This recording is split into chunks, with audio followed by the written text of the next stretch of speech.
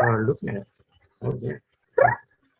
All right. So my question was, if you are, so by the way, let's just rename our city, and so we're gonna stick with it. It's gonna be region era for now. It's a nice rename.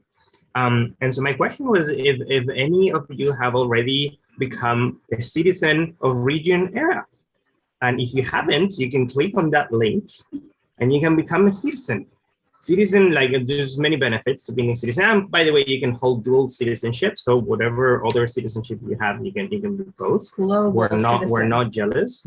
But being a citizen of Regenera not only will allow you to create these super cool cards that you might have seen other people having that says citizen of Regenera, and choosing your archetype, so you can use your main archetype on Regenera. It will also allow you to join some of our councils. That, you know, we're getting together in different councils to solve some of the world's biggest problems, and it will just give you also a lot of benefits. We'll let you know when we gather in Regenera is docking with Earth, all the workshops that happen there, all the cool things, and very important, you can retrieve books from the library. Really cool. We have a really cool library. Really big. If you go there, just go with enough time, just likely you'll run into Antonio Los Huertos, and he never stops talking, and everything he has to say is very interesting. So just go there sometime. Oh, that's a pretty one. Look, I'm an explorer. Are you using your human body costume there? Yeah, Yes. definitely. Human body costume. All right, so take a minute to go and be a citizen of Virginia. Get your cards in. Sign up. It's important. So, what else do I get to do once I'm a citizen? Isn't there some sort of book that we're making? Some sort of collaborative book project? Do you want to pull up the little thing that we have so we show people about the book? I think that's potentially a good idea, but why? Why is it important to co-create artifacts for the world? Because, and today is Mythos Day. When we create stories and artifacts and pieces of information that are shareable and that we can access and read and learn from, we start changing how we think. We start changing how we behave. And this is what we need. We just need to change how we have been behaving into different ways of behaving between each other, with nature and the planet. We need to rethink everything because so far it's been working only so-so. A lot of really amazing people in this floating city, like Pamela. Oh, did you just catch Pamela? Yes, I did. What a visionary. I mean, seriously, that's talk about visions of a positive, nourishing, thriving future for all. And that's just one of hundreds of citizens, each one uniquely bringing their gifts. And how do we make that accessible? So we had an idea. I like ideas. Bueno. Move forward. Yeah. Yeah. Well, move forward. One more. One more. All right. So, origin story. In the early days of Regenera, when we were forming the city, the early beginning, we created the councils that would help us ideate the kind of society we wanted. There was a council of story, there was a council of governance, there was a council of nature, there were all sorts of councils, just to try to start thinking how to do things better and to conceptualize and create actionable. You made a new word. Fractionable. Fractionable guides on how to regenerate our planet.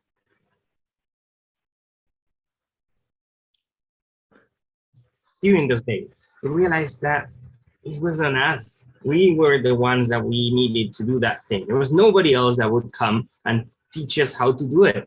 But we had every tool, every tool we needed to rethink how things wouldn't have worked so well and how to do them better in every aspect of life.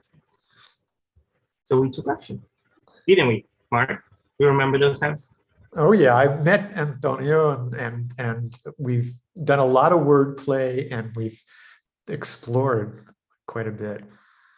And we started creating new governance systems and redefining education, and we analyzed governments in the past 100 years and like tried to see what they worked, what it didn't, and we just made a lot of lists, and we started proposing new things.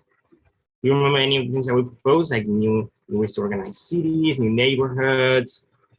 Were you part of one of those councils? Well, I mean, as far as the council, we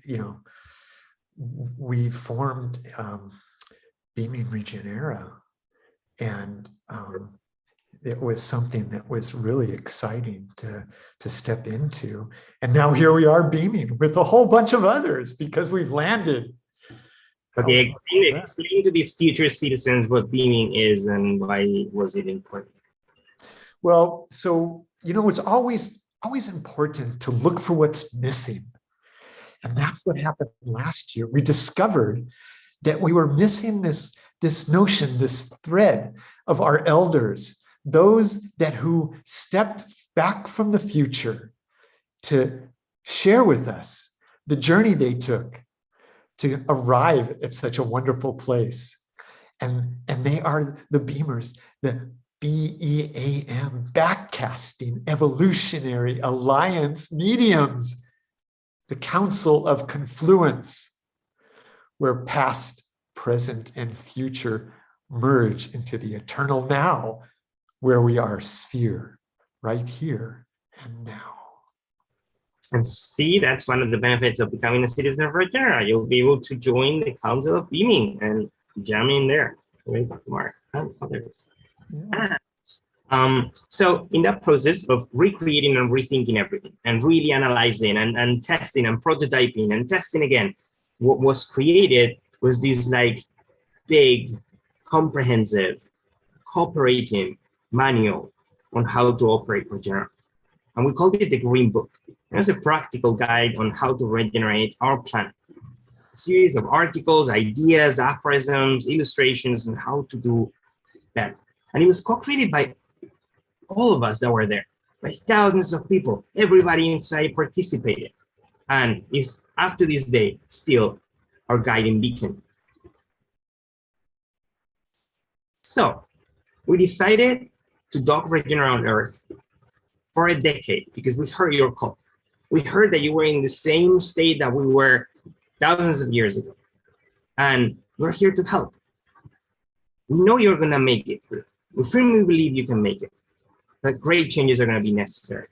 And we're here to share what we learned, but more than anything, we're here to help you get together and start organizing and start doing the same deep thinking that we did and start crafting little by little your own Green Book. And we invite you to join this process with passion and commitment. It's time, and only you can make it possible. Okay, so this is our challenge. If you had one page, if you had just one single page to transmit one important message that could make it end, something that could change how somebody thinks, how they frame their work, their reality, their relationships, one piece of information that can change things and be useful to regenerate the planet, what would it be? What is your dream tab? What is your one idea, your one set of instructions? And let me give you some examples. They can be just simple ideas. It could be a quote. It could be an aphorism, an idea that contains deep wisdom. It could be a guide. It could be an illustration. It could be a new word. We have a dictionary for a revolution that incorporates new words. Do you have a new word, Mark, that you have point you want to share with us? Oh, you did a new one today. It was started with a T. Toto. What is Toto? Right? Toto. Yeah, that was a good one, wasn't it? That came through this morning. Toto. Let's see if I can remember that well enough. Toto was actually, it was Toto. You know that the puppy that wanders behind the curtain in The Wizard of Oz and everybody follows and the threads start to unravel and we see there the omnidirectional timeless oracle. The omnidirectional timeless oracle. How wonderful is that? I like oracles. I'm an oracle. All of you are. All right, so this is a good idea for like the kind of ideas that we're looking for. Trim tab. The idea of the trim tab is that this is the smallest part on both a ship or a plane that changes the course of the entire vessel. It's a tiny part that like tells the ship or the plane where to go. So the smallest part of the system that has the greatest impact. Bucky Fuller said, be a trim tab. What are you doing? What can a single human can do to change society? Think about it. That idea is in my mind every day. Some more examples. What does regenerative mean? Maybe this is a little illustration that you're making to explain what regeneration is. Non-zero game, humans are part of nature, anti-entropic, living systems, from me to we. To me, being regenerative is giving more than you take. And I remember about this every single day. There are many more examples that you can tap into. If you want to illustrate them, all the better. If not, just send the words. We'll illustrate them for you. Don't worry. It's about the generous economy, from me to we. One more. Yeah, well, how about this? How about if I tickle a little bit everybody and see if we can win it out of them. So listen carefully, listen very carefully. Leprechaun, tell me an age-old secret. Leprechaun, where do you hide and keep it? You started with a word, this I have heard, and now we intend to seek it. Come share that with us. What is it? That special magic word. So we're gonna get practical because last time we posted this, nobody sent us the ideas, you were shy. So now we're gonna get real. We're gonna post the link in the chat and we're gonna give you 2 minutes to think about this and to submit at least one idea per person. So in the next 5 minutes, I wanna see at least 20 ideas, a quote, an idea, a structure, an illustration, whatever it is. Just fill out that form. It's only like three things to fill out: your name, the idea you're submitting, the text. That's it. Send something. And at the end, we're going to compile them or we're going to make a Google Doc. Okay, where's the link? Okay. There it is.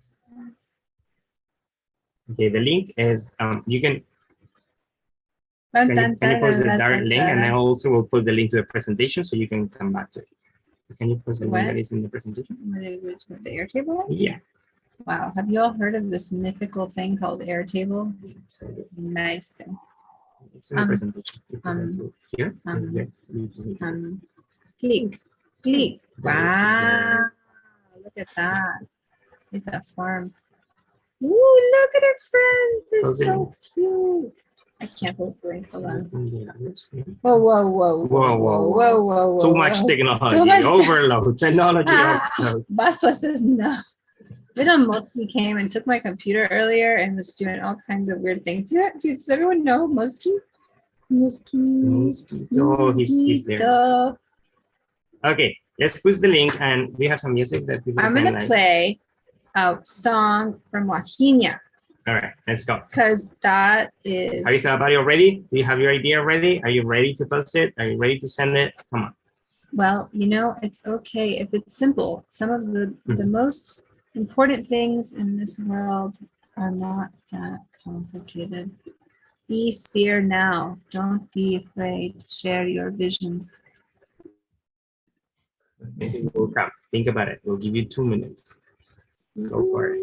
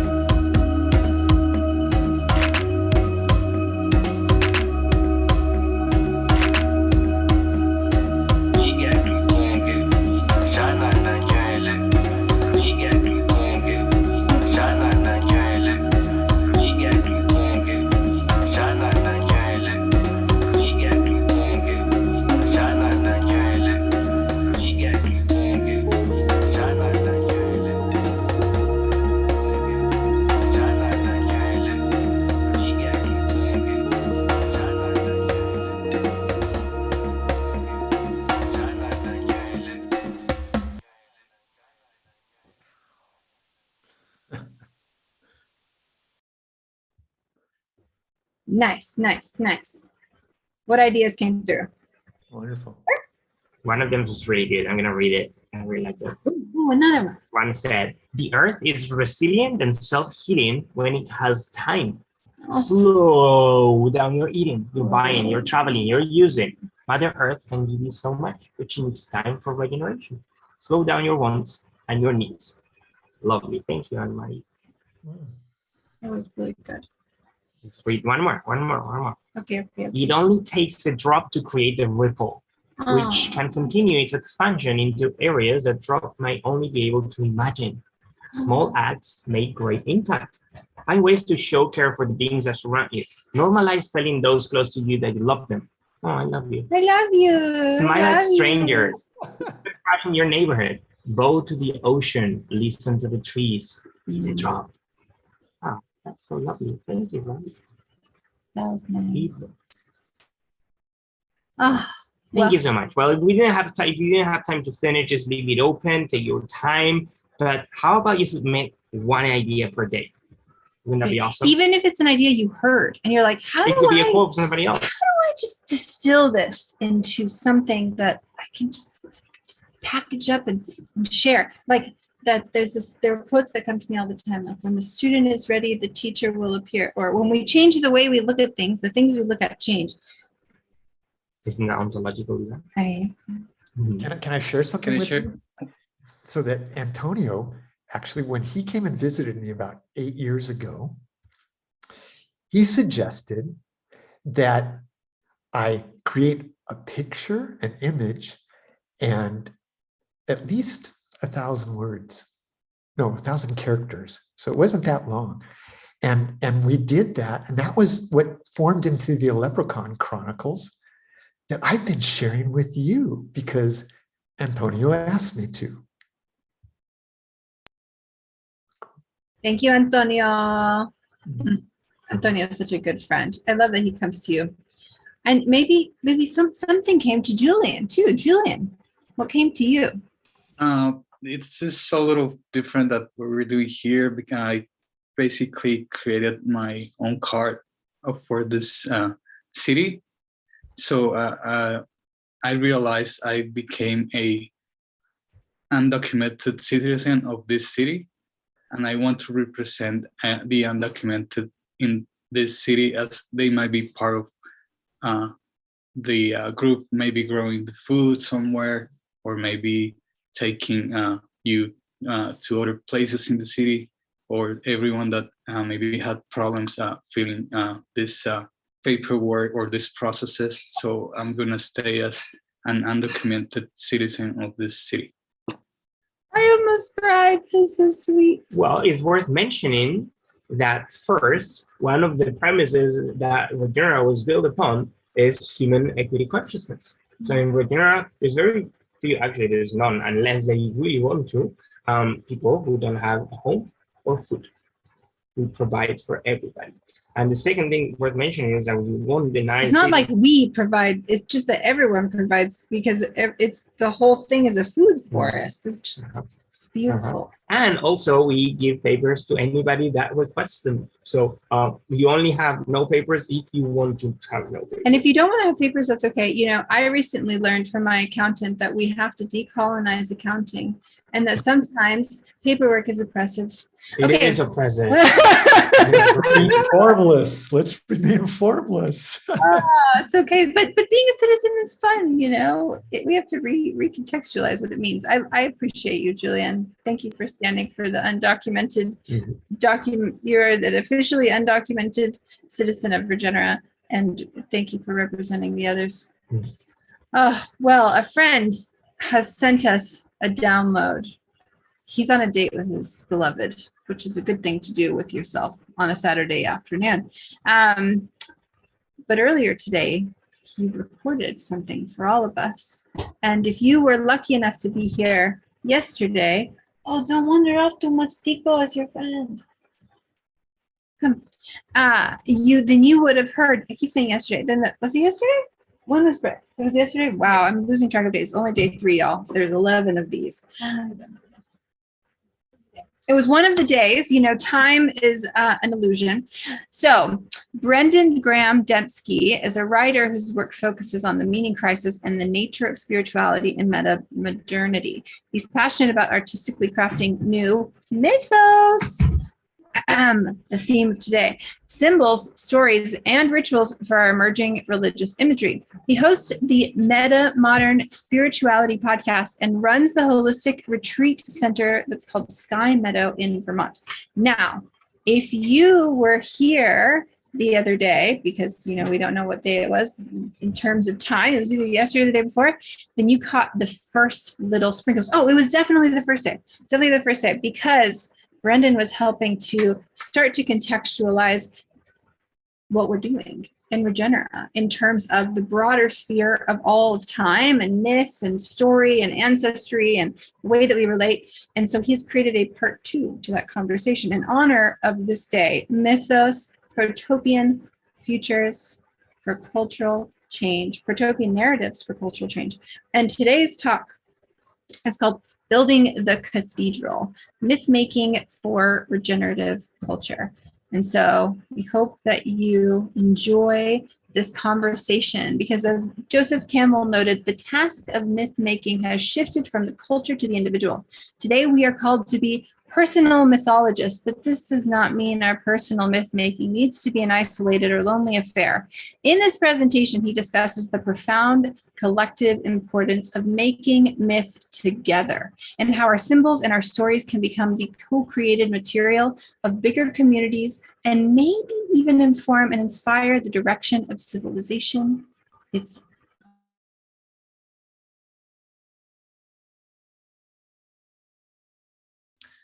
Hi, everyone. Thank you for this chance to present. I appreciate it. And this has been a wonderful summit so far. I'll just dive right in. I'd love to pick up on some topics I'd begun getting into in my previous presentation on myth, and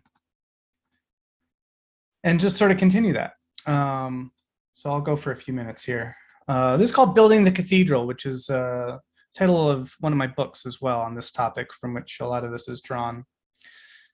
Okay, so this came up a little while ago in actually the summit. I think Nico mentioned it, but Joseph Campbell has this quote. He says that if you want to see what a society really believes in, look at what the biggest buildings on the horizon are dedicated to. And I think that sort of intuitively makes sense and rings true. Though it's interesting to kind of compare different time periods and how this has played out in different ways, and even in different cultures. Of course, in the medieval period, if you wanted to look to the tallest building on the horizon, you'd see the beautiful ornate cathedrals. There is even a time, I think it was the 14th century, where just this cathedral building frenzy took over, and it was sort of a competition amongst all the different various villages and bigger towns to have the best cathedral, the most beautiful, the biggest, the most ornate. And of course, this is part of the great legacy of the medieval tradition. At the same time, or rather at a very different time, you look around today and you see a very different set of values being extolled in the tallest buildings. And basically, here you won't find a aspirational kind of emphasis on the spiritual path or anything like that. But the biggest buildings are going to be in the financial districts. They're going to be the luxury apartments. They're going to be these kind of sleek obelisks of glass rising up into the sky. And espousing, as I said, a very different sort of set of values. One, values rooted in materialism, luxury, convenience, consumerism. And this is sort of the story that our horizons tell us, and that we are telling ourselves through them. These are the buildings that we are creating that are sort of codifying in stone our collective values and telling us about ourselves when we look up at the horizon. And of course, the system isn't working very well for us today. A lot of what this summit is about, and a lot of the work that people are doing, is looking to move beyond the story that we've been telling and the horizons that we've been building through regenerative systems and through new stories and through a new way of being together, being individual. And so, as I was sort of getting at in my earlier presentation on this moment of sort of a second axial age or a regenaissance movement, a moment that is rife with both transformation as well as sort of destruction, the sort of decay, the breakdown of our old system, and the slow but certain emergence of something new that's bursting forth. It's also a time of new stories. And of course, collectively, mythologies tend to be thought of as being cultural, as being societal. People don't so much make myths as we inherit them. We're told them. Our society lives through them, and so I think we tend to assume very much that that is just the way that necessarily must be. That myths are the sorts of things that other people, usually from some long ago time, came up with, and we sort of carry them forward. But of course, this isn't the case, or it doesn't have to be the case. All myths come from somewhere, from some people or another. And as we find ourselves in a cultural transition point, the need for new myths, of course, is on our horizon, you could say. There's this great quote from D. Stevenson Bond, who's a psychologist, sort of a student of Joseph Campbell and that ilk. He says that when a culture has reached its limit, as R has arguably, the development of culture must paradoxically come from outside of culture. How is a culture to renew itself except through individuals who restore the cultural imagination? That is, where do the sustaining myths of culture come from, but from what were once personal myths in individual lives? Meaning here that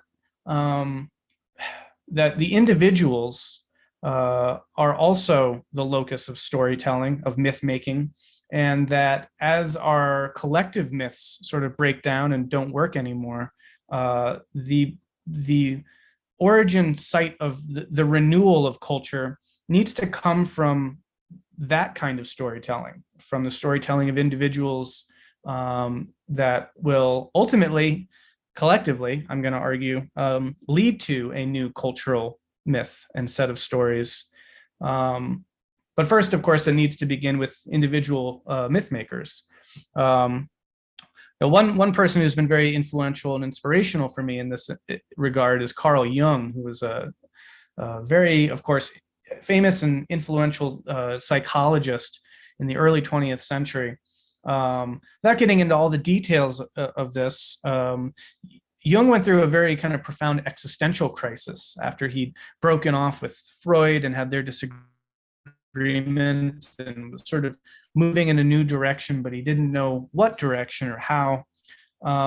He was just kind of torn up inside and completely at a loss, didn't know where he was going and didn't know what to do. But being sort of a student of the mind and of the unconscious, something he'd helped to explore and sort of start to get a better understanding of, he really just, he didn't fight this process. He kind of gave himself over to this existential crisis and allowed the turmoil in his unconscious to try to work itself out through him. And so one day he was walking along the beach and he was just overcome with a desire to start building. So he gets down in the sand and he starts making a little town, a little stone, little gathering center, and even a little church, a little cathedral. I don't think it was this ornate, but here's a picture I found. But in any event, he found that in doing this, it sort of unleashed this intense amount of sort of psychic energy, and that something was sort of fixed through him. It's very hard to justify, especially as sort of as a scientific-minded person, what he was doing. And he remembers thinking, what are you about? What are you doing? You're building a small town. You're doing this as if you're doing some kind of a ritual. The only answer he could kind of come up with was that he was on his way to discovering his own myth. The crisis that he started to go through was sort of precipitated by the question of what is the myth I live by?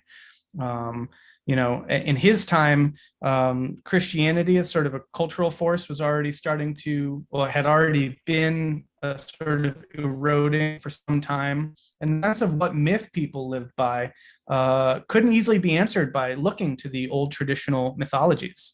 And so Jung gave himself over to the creative impulse of the unconscious and found himself building towns out of little pebbles on the beach, which in turn brought about this whole torrent of new kind of psychological energy, which he then channeled into these elaborate, gorgeous, illuminated manuscripts, which started pouring out of him.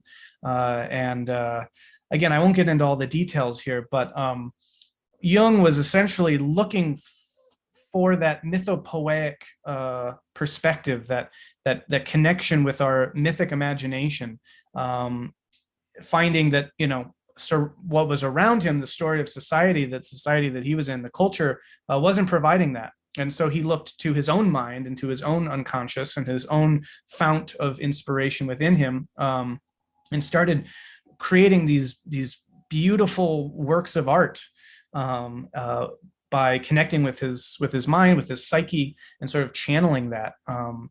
And this is the origin of the Red Book, so-called, which he didn't really share with anyone, or just a very select handful of people before he died, but from which really his whole life's work was really sort of to spring.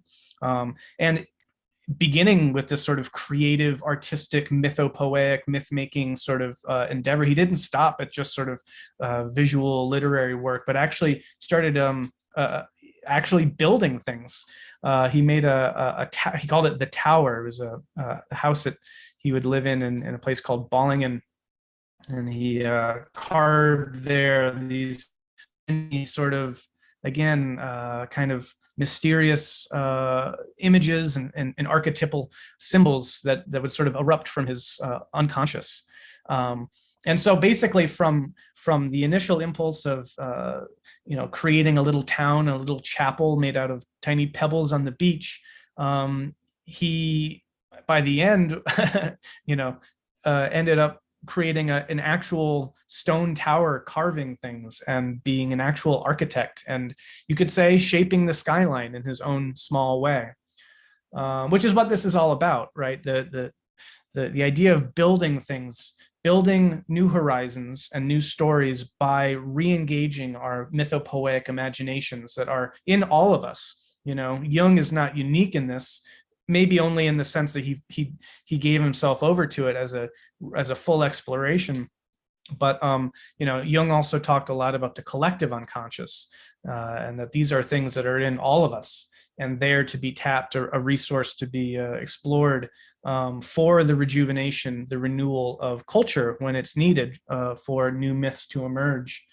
Stephen Larson, a student of Campbell's, I think also his biographer, in a book called The Mythic Imagination, writes that mythology was, perforce, collective mythology. But in our modern times, these forms have relaxed their collective grip on the psyche, placing the burden for a meaningful experience of the universe on the individual person. Again, just a reiteration of the idea that collective myth has sort of, as he puts it, relaxed its grip on our psyche, and now it's up to the individual to create new stories and to start building new structures. I'm speaking, I know, to a number of architects and systems designers here. So this is really the idea. But the core linkage between structure and story, I think, is really profound in this sense. And that to shape the horizons, we need to reshape our stories. And that this is what is needed from individuals now, because it's not being found in the collective, which has sort of run out of steam, run its course. So the idea here, of course, is something like personal mythology. Not collective, not cultural, not something that you inherit or that you grew up listening to. Those stories certainly have their place, and I'll get on touch on that in a minute as well. But specifically, what I'm talking about here is a form of mythology or myth making that comes from individual people, and this can be done in multiple ways. So one way is to draw upon those traditional materials, but maybe reimagine them, take them in a new direction, reframe them. I'll give examples of some of these in a second, but that's certainly a very crucial and important component of this, and arguably has been part of mythological traditions from the beginning. There's not really ever an original myth that then just has offshoots or sort of not authentic versions, right? It's like the telling of the story is the myth, and the changing of the story is also inherent to how myths get incorporated into society and get transferred and conveyed and communicated. And their change over time, the evolution of mythologies over time, has always been the case through interpretation and other means. But certainly something more drastic could be involved here as well. But that's one way. However, something even more drastic than that is the invention of entirely new symbols, new images. What I was just showing you from Jung's Red Book are not things that he's necessarily culling from particular religious traditions, but they're images and symbols that are coming out of his own personal experience, his own psyche. He would actually have figures that he would talk to, and personalities, sort of sub-personalities in his own personality that he would converse with and give and then give representation to in these texts. So looking for entirely new symbols and new images, new visual representations of meaningful concepts and ideas is also, I think, very paramount, and for me is my kind of particular passion and interest. But like, I don't know, here's an example of maybe something on the first register where you sort of are using traditional images, but now doing something new with them. I just found this as an example, but I think this sort of imagery can become very powerful, especially as we're moving into an ever more globalized, interconnected world where the boundaries between cultures is less and less, and this incredible sort of syncretistic energy and movement is afoot, where we are sort of a one human species on this planet, and our traditions might reflect that in ways like this. And so this is just one individual iconographic image, obviously, that's mixing sort of a Byzantine Christ icon with a traditional depiction of the Buddha, but seeing them together in this way says a lot as well. But so this sort of myth making, if you could call it that, is one way of using traditional myths and symbols. And of course, I mean, this could be developed in all sorts of fascinating angles. What if someone were to write a story about this encounter? What if we had myths or rather hymns, that interwove different sort of religious traditions in a meaningful way. That's just one idea. But again, so the idea of picking up existing mythic images and symbols from the existent traditions and doing new things with them is one way that this sort of personal mythology can play out in meaningful ways for individuals. But there are more radical ways, as I was saying too, the creation of entirely new images and symbols and ideas. Here's a little couple examples. So on the far left there is the work of William Blake, who certainly inspired Jung in his own Red Book. But Blake was a visionary, a prophet, even a poet, and he invented basically his own mythology of these sort of godlike figures named Los and Urizen.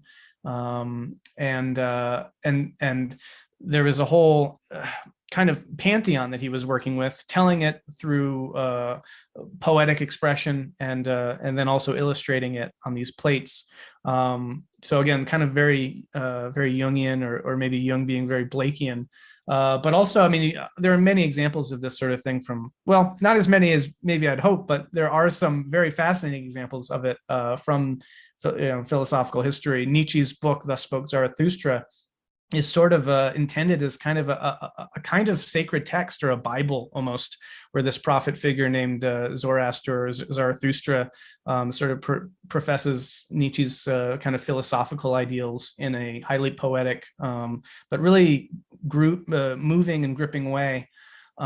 Maybe people are familiar also with the prophet, sort of written in this sort of sacred style, sort of using the genres and the register of traditional religious texts and symbology in a way to articulate new ideas. And in this sense, maybe is also not as radical then as maybe I'm making it out. Maybe this is just another form of reimagining or reinventing from existing material. I mean, Nietzsche's very, intentionally invoking kind of the biblical text, but sort of doing something very different with it. Blake is clearly drawing very much on sort of the classical divinities and the ideas of kind of a Greek pantheon as well, but doing something very different. So of course, there's always novelty, but also what's the word? Stability. You're working with materials that have a deep history, and that is in large part why they are so profound and they ring so true. But at the same time, taking them in new directions. So inspired by Blake and Jung, I'm doing something similar in that vein myself. Here's an example of this work I'm currently working on called Omega, which is a kind of manuscript in sort of an illuminated manuscript style with accompanying visuals. And this is sort of my attempt at sort of a mythopoetic project of trying to look into my own mind and draw on the wealth of the tradition that I'm familiar with as well to communicate the myth that I think needs to be communicated. But so in some ways, this is very much my own personal mythology. Just to give an example that, this is open terrain and open for whoever's out there to pick up the pieces, because this is arguably, again, kind of what we need. That at this moment, I think this is, you'll remember this from my previous presentation, that we're sort of at this crux moment here. But one of the reasons why I throw this in here as well is because I think it's also important to mention that this new meta-modern sensibility that we're experiencing now, that's sort of shown up recently, also has within it a lot of safeguards against the possible dark sides to some of this. Of course, if you're creating myths, right, and you are creating grand stories, it's not too difficult to see how you could really go off the rails with that, develop some messiah complex, start some cult or something, whatever it is. People can wind up taking things very seriously, mythologically, and that can not always be the best thing, let's say. But the thing about metamodernism and the metamodern sensibility, I think, is that it's uniquely able to create a container in which these grand stories and these grand mythic images can be held both seriously but also loosely. There's an idea of sincere irony in metamodernism, which I think is really just the sort of sensibility that you need if you're going to be sort of trying to create new myths for the future. It's not too inconceivable to imagine how a project like that could go awry, right? And so these things again need to be held knowingly, loosely, non-dogmatically, playfully, in what John Vervaeke calls serious play, I think, and D. Stevenson Bond, also, who I mentioned earlier, I think totally independently used the exact same phrase, that there's a serious play going on here. And I see this a lot with the mythology of Regenera. It certainly has the mythopoetic,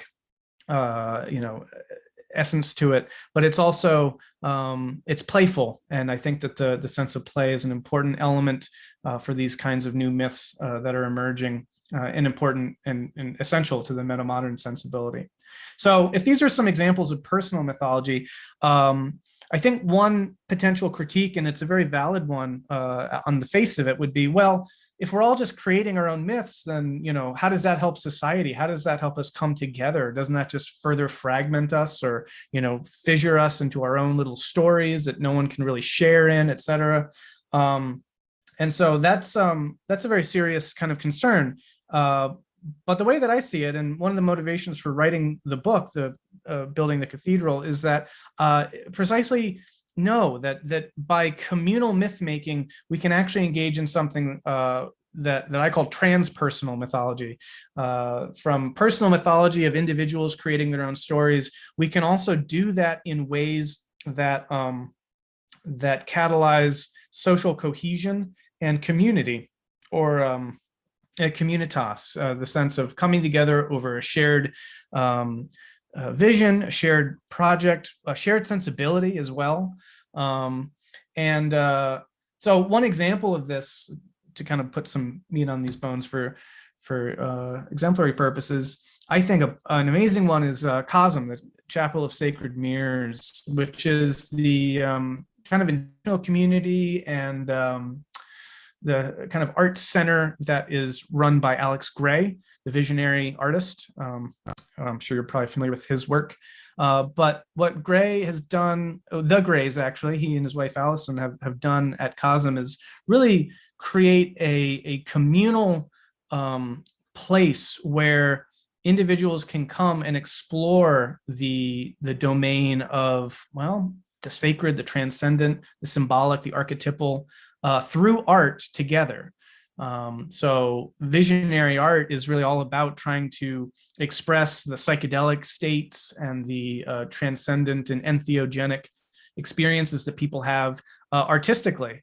And so using art to render these sacred intuitions and ideas is really what myth is all about, myth making is all about. But here it's not sort of fractured and fissured. It's actually a place where people can come and do this together.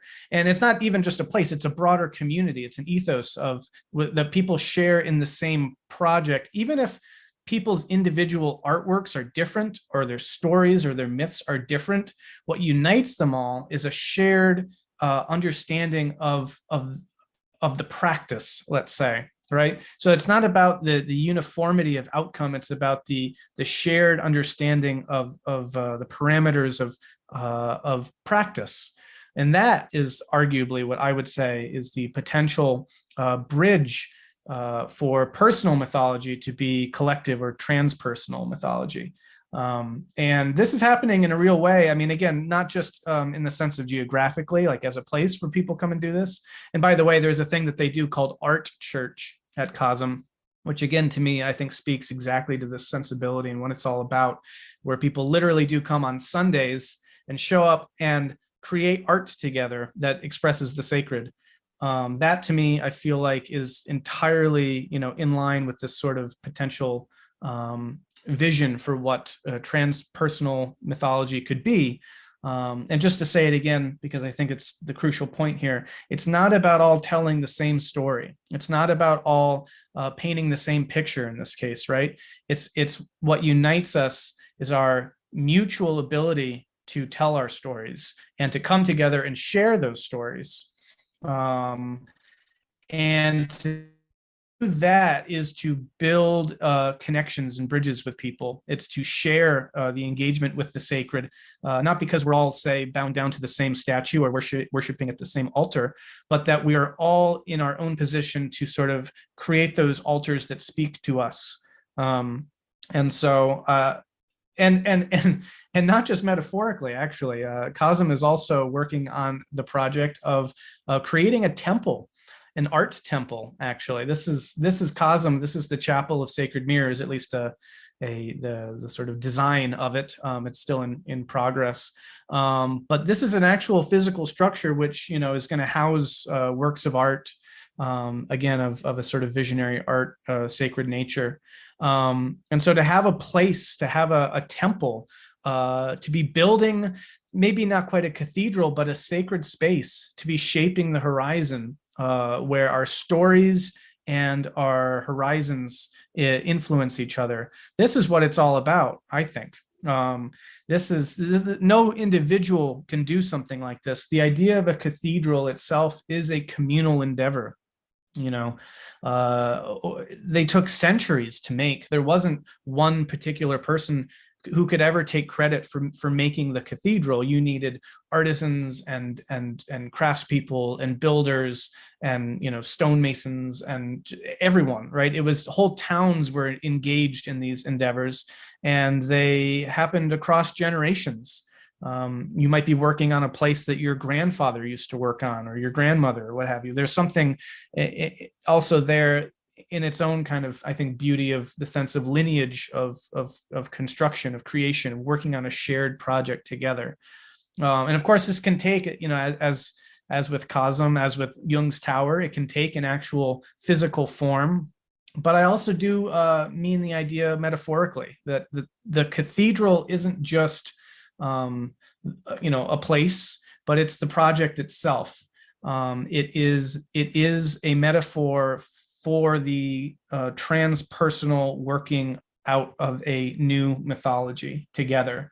There's a painting by Alex Gray, and I referenced it before, but I really like it.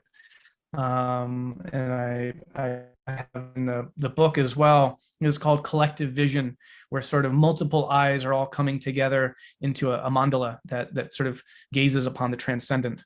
And this is how I kind of envision this cathedral. It's sort of, again, another metaphor for it.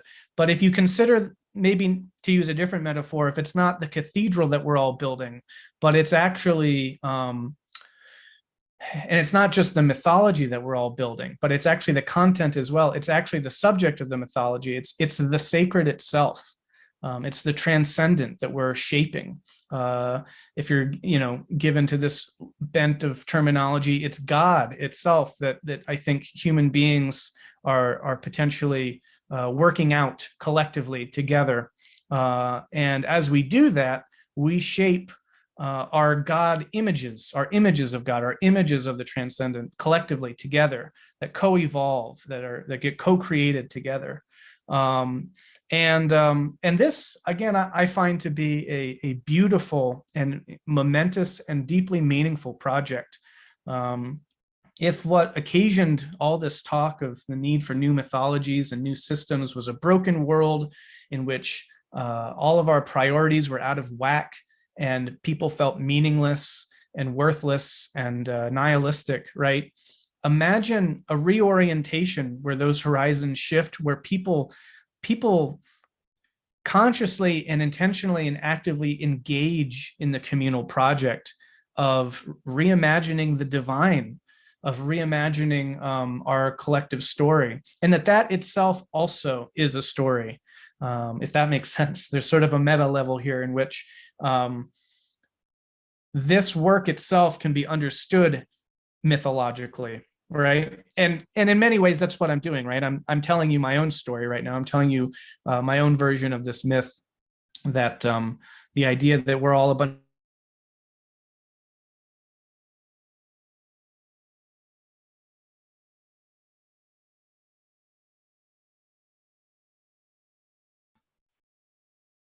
Yeah, so anyway, I will leave it there because I think I have run out of time, and that was basically the end of my presentation anyway.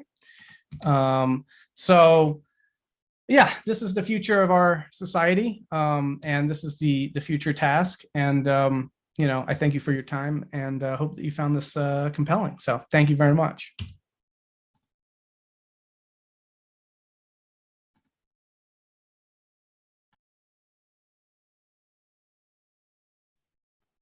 That was great.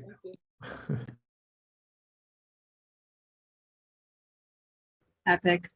Yeah, absolutely. What a wonderful way to build on his previous talk and also the entire day. I really think that, dedicating a day of feeling into the gravity of how we make myth, of how we create and reimagine our way forward.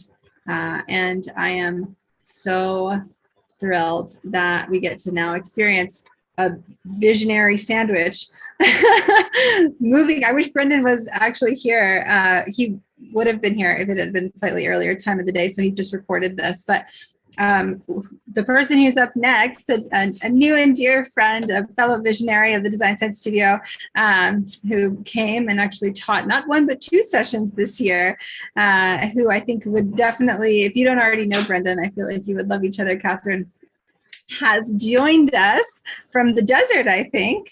Yeah, I'm literally in a shipping container in the Mojave Desert. Oh my God, you're amazing.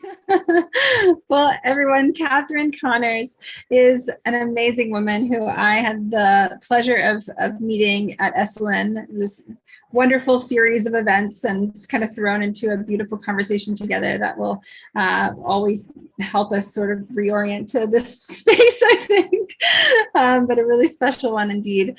But either way, I want to just introduce Catherine, who is a story archaeologist, a folklore hacker, and a recovering philosopher. She's explored, interrogated, and grappled with story within the context of academia, Hollywood, and Silicon Valley, and she's still exploring, interrogating, and grappling. She was the head of content at Disney Interactive and is currently the founder of Demeter Media. Demeter Media. Ask her, which I will, about Princess Task Forces, the Dream Gap, and deconstructing the hero's journey. So, Catherine, I think you caught a little bit of the end of that conversation. One of the things that I felt was, particularly synergistic is that he actually gave a lot of examples of men.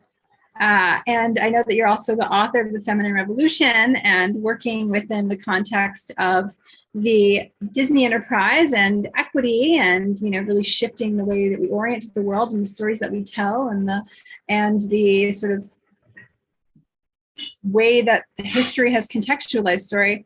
I wonder if you might kick us off with some examples in the space or things that come to mind within the context of this talk, Architecting New Narratives for Cultural Change, and how you see society reorienting or orienting. And I think that's kind of where we'll start.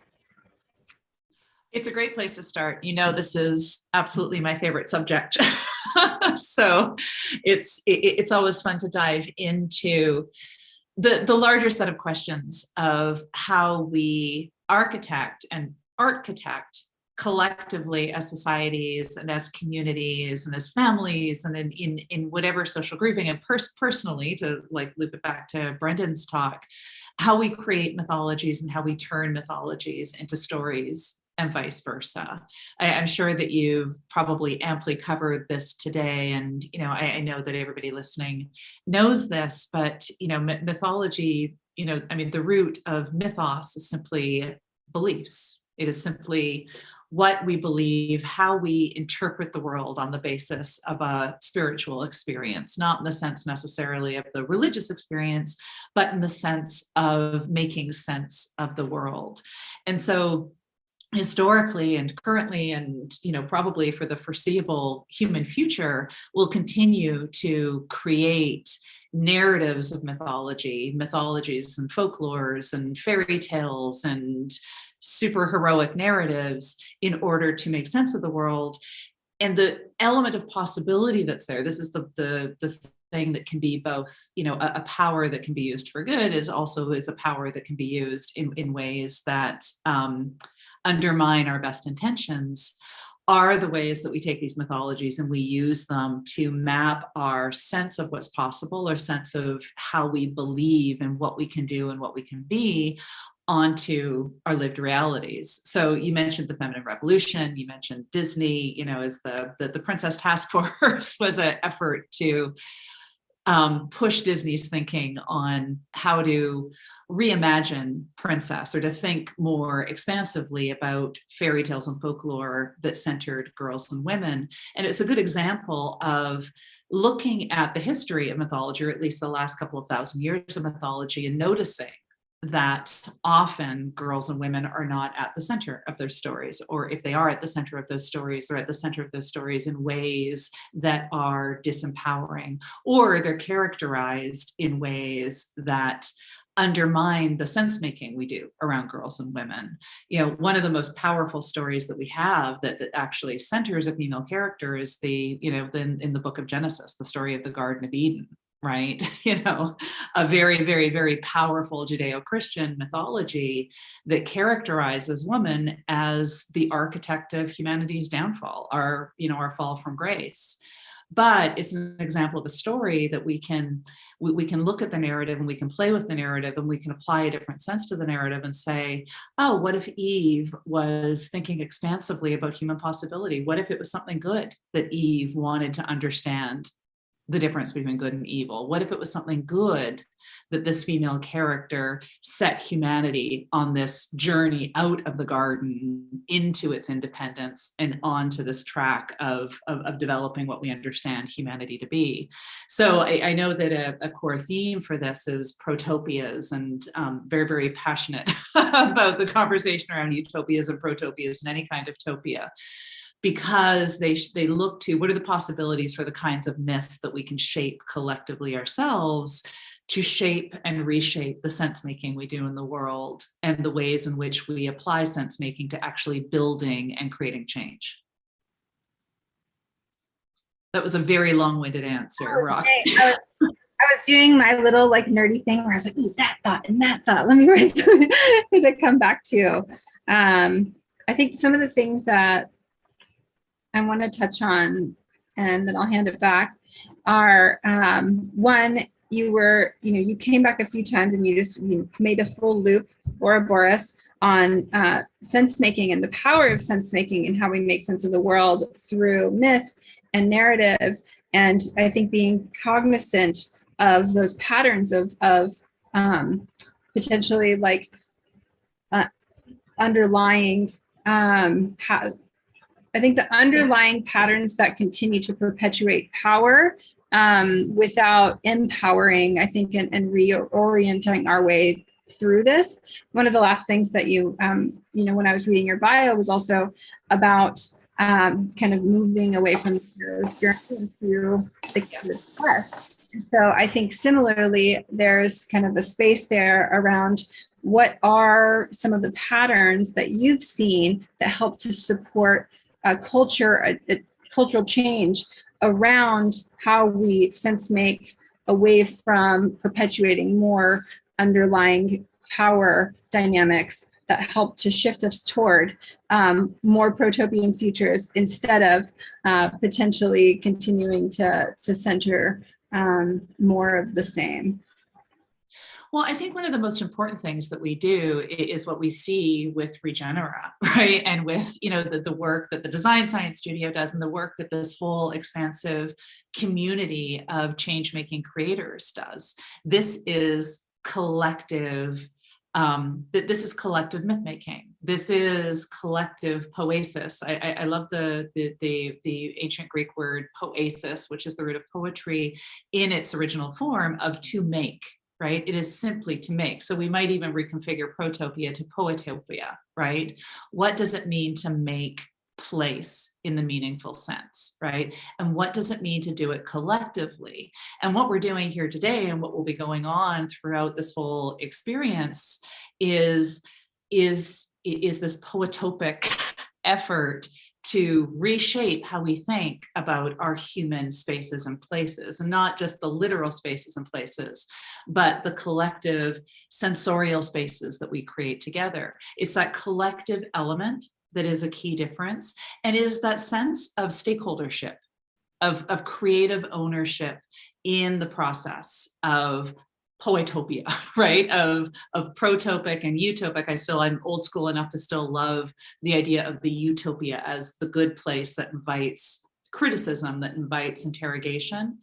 When we do it collectively, and when we do it not just in the sense of, oh, we all get a say, but we all get to participate. We all get to collaborate in the story.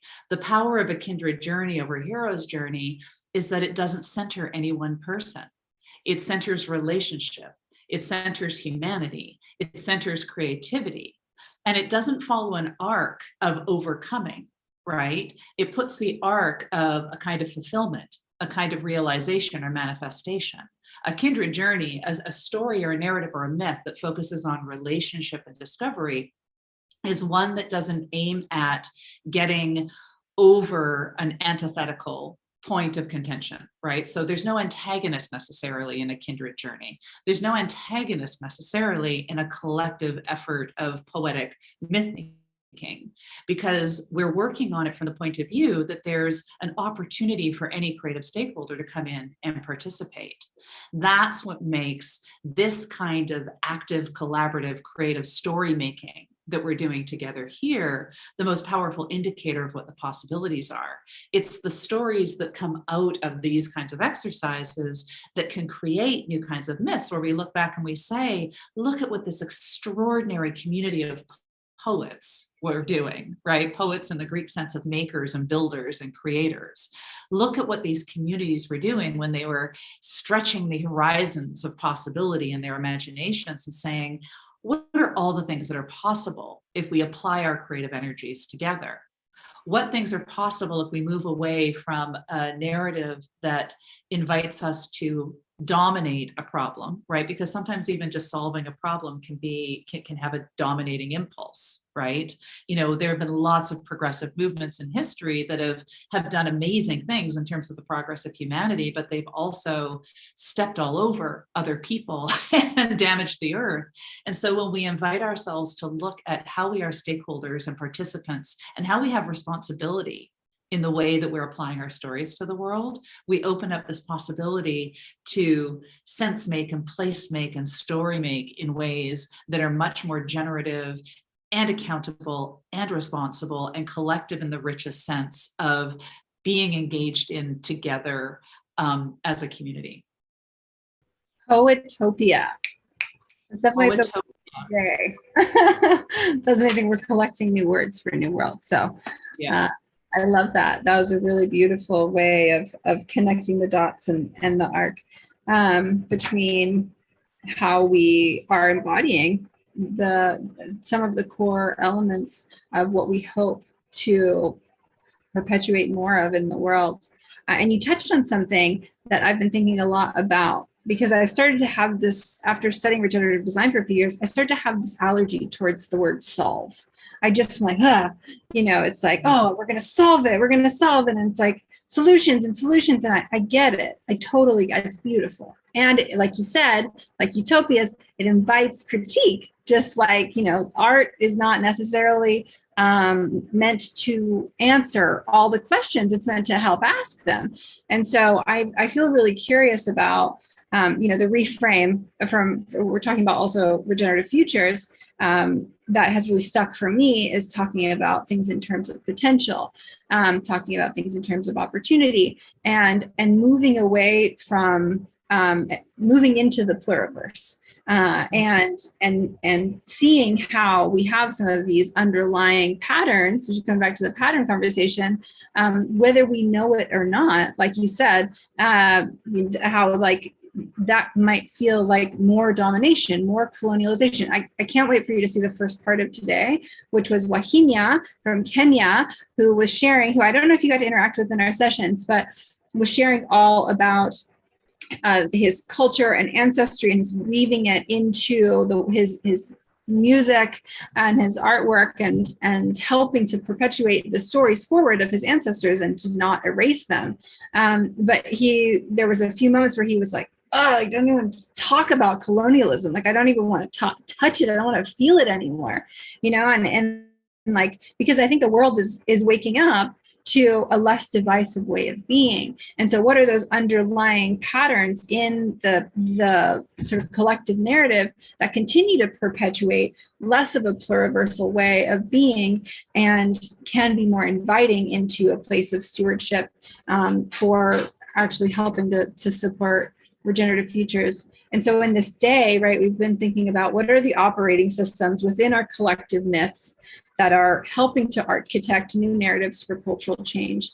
And when we look back at the past, and we've been doing a little bit of that, like looking at some of the main myths of the past. You actually mentioned the Garden of Eden. Have you read Braiding Sweetgrass?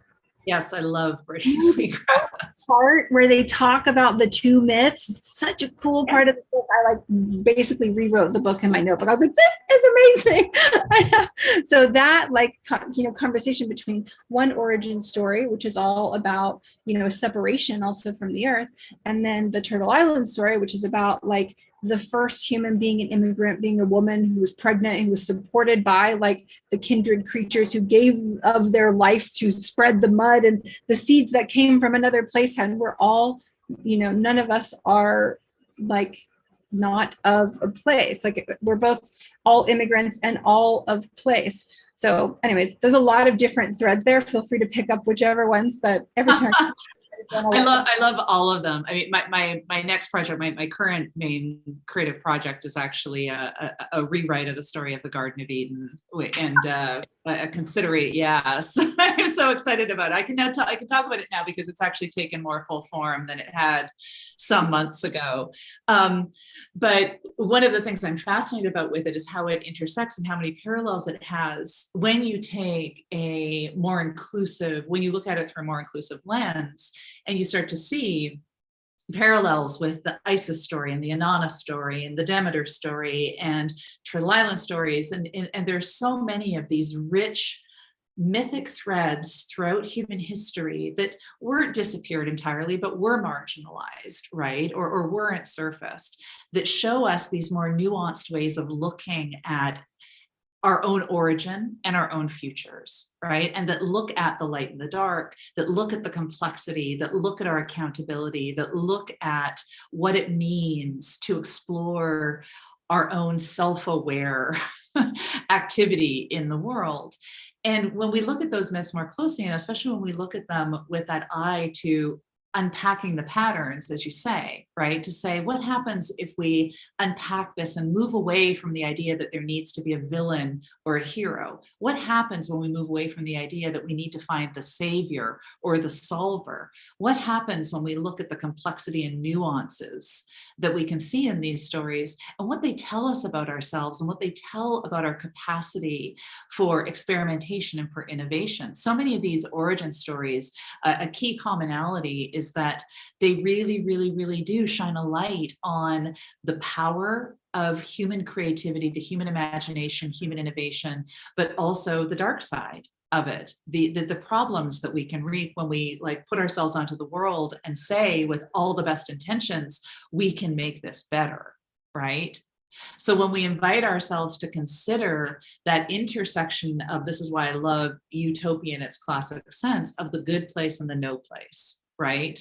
What does it mean for us to be good participants in the earth, right? Good inhabitants of the earth. But what does it also mean to ask ourselves about the constraints on our ability to be good community members with the animals and the plants and the stars and the earth and all the other elements? It invites us to consider that we're never going to have an exactly right answer, right? We're never going to have the perfect solve. None of us can be saviors. None of this is ever going to look like a glorious savior myth, a perfect hero's journey that is going to solve everything. But that's part of the beauty and power of what it means to be human. It's what is part of the beauty and power of what it means to be poetic story makers together, is that we get to explore the nuances. We get to hold ourselves accountable to each other and to the world around us. And we get to embrace all of that complexity and play with it, right? In the way that most of the other creatures of the world play with their environments. We get to be more mycelial in our connections. We get to roam and explore and experiment and connect and catalyze. And that's a fundamentally different thing than trying to simply impose our sense of the world upon the world. It's a much more creative and generative activity. And it's one that I think we really, really see in a very, very powerful example of it in here, what we're doing together this weekend and this week. I'd love to hear a little bit more about your rewrite of the garden. I'm so excited about it, Roxy. It was just, in no pun intended, early Genesis form. last year, so I wasn't telling many people about it, but it's been taking robust shape, and I'm super excited. What are some of the things that the ways that it's helped you at least reframe? Like, what is happening in your process of becoming and working in the space? Oh, I think it's been a kind of shedding, if that makes sense. A sort of an active process of trying, because it requires, I don't want to make this sound as organic and easy as it might, like that this requires some work of like letting go of my own biases and assumptions, right? About stories, about process, about the poetic process of trying to understand something better. When I look at this project in particular, I went into it at first as a kind of exercise in unpacking the sort of the gender assumptions in this core Judeo-Christian mythology. But then it became something much richer and much more powerful because I challenged myself to shed my own assumptions about what the core problems were with that story and what the core opportunities were with that story. And that process of shedding my own assumptions and challenging myself as someone who thinks she has the answers, because I, like most human beings, have a healthy ego, and I like to think that I have the answers, and I like to think that my approach to things is the right one, by asking myself, how am I wrong at every step, was the thing that opened up most of the possibilities. And that, and I think, opens up more possibility for me just as a creative in general. Yeah, I think sound advice and good reminders in general to see and get curious and learn to love how and where we might be wrong and how we might be able to reframe, or at least kind of where we may be able to widen. I think this like omni consideration. Another omni consideration. I love that, Roxy. Yeah, thank you. I love it too. It brings dimension to thought and just the process of being considerate. That I think for me, also from my study from regenerative design, though they don't really call it omni consideration, they just call it like thinking in systems. And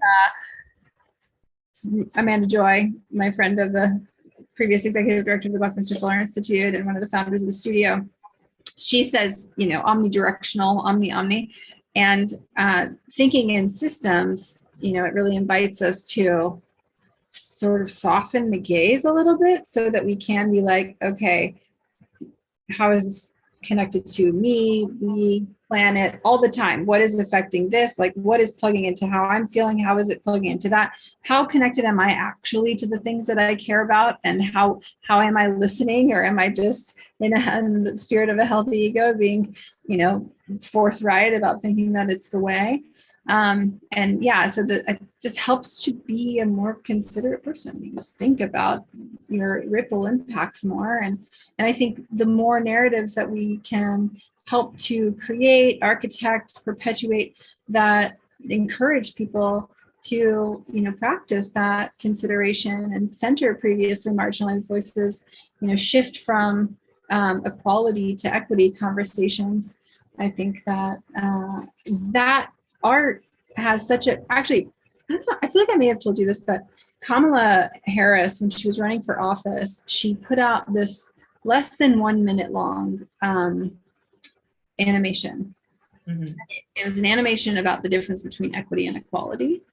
And best 45-second animation of my life, I swear. I was like, oh, I finally really understand this. So simple. It was like a person standing and then a big boulder, and then there was kind of like a ravine, and there was 2 ropes on the rock. And it was like, equity is not saying we have the same length of rope. Equity is trying to help me be at the same base level so that I can reach it. And understanding that we have an opportunity to do better at centering previously marginalized and uplift and step aside to support the voices of the earth, of the people, to really encourage a new way forward. and how we tell those stories in a way that is relationship based and is communal, and does encourage that place of curiosity to not be about right and wrong. Oh, that was the other thing I wanted to come back to. And I know we're sort of running up on time, but one of the things that I felt touched by when you were first mentioning the Garden of Eden story was saying, you said something like, but what if it wasn't so bad? Like, what if the story, maybe she, was curious and making a downfall. And I think like so much of the good and bad and right and wrong has also perpetuated a dis-ease with the void, with reflection, with darkness. And I think, I know we went through the transition of the new year together in some ways, and just revisiting how, I'm not having an earthquake, I promise, how our stories can also help us reorient to loving. We wouldn't know we wouldn't know the stars if it weren't for the night sky. Like, it's a super important part of the process. And I think that as we're moving towards more regenerative futures for the planet and for all people, going through some of the mud is critical. And how we do that in relationship is, I think, and that co-creative quality that you were speaking to is a pretty big key. It really is. I love, a few months ago you used the term soften the gaze, right? And I think that really, I think we can bring so much of this down to that, right? And I think it's kind of at the heart of what, of the spirit of mythos, right? As opposed to logos, right? To reason, right? Is like, let's just sit in how we feel for a minute, right? And give that some attention and give that some care. And so we apply it to that softened gaze, to the story of the Garden of Eden, to the character of Eve, and say, she was on a journey, right? She had this opportunity presented to her. She was in relationship, in conversation with a serpent who was offering her all of this spectacular opportunity to understand stuff that she didn't know. And if we sit in the feeling of that, right, as opposed to the judgment of that, and think of that not as a gendered story about women and temptation, and not as a story of sin, or not as a story of disobedience, or even not as a story of temptation itself, but think of it as a story of the human emotional experience, the human mythic experience of grappling with what's around us and wanting to understand what's around us more richly and more deeply. And then if we take that step further that you just mentioned, Roxy, of doing that in relationship with each other, right? If we approach each other and ourselves with grace, we approach each other and ourselves with curiosity, and we approach it all with that softened gaze, in that spirit of play, and in that spirit of good intention, not in the sense of I want to just make things better, but in the sense of I want to make the most of my human experience.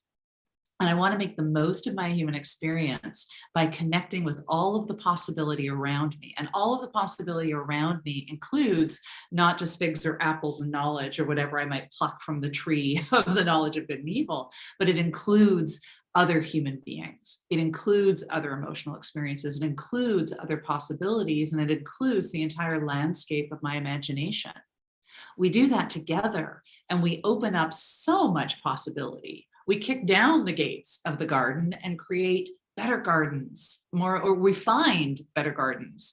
We co-create other gardens. We discover other spaces in which we can really, really explore what it means to be human together in a world that is accommodating our humanity, but shouldn't be forced to yield to it.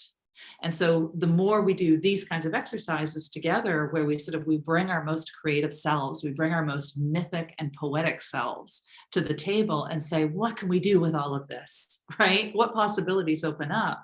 That's where everything becomes possible. Well, thanks. Sorry, there was a little future commotion that happened in the corner. I feel like that was such a beautiful way to kind of wrap everything with a little bow. And spark all of our imaginations as we're moving forward into the rest of our summit. It's 11 days. We're only on day 3. I am so thrilled to see how we might weave with you more over the course of these next 11 days.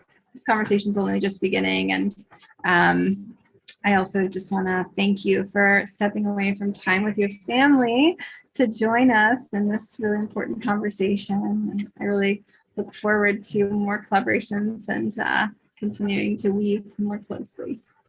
Oh, me too. I am glad we were able to make this work. Thank you so much. I'm so excited for the rest of this whole experience. And I'm so excited to see what comes out of it. Yay, thank you. If anyone has any questions for Catherine, do you have a minute? Do you need to run back to? No, I have a minute. Okay, cool. I See you. you know, I'm right there with you. Catherine, thank you again for joining us. That was just a beautiful presentation.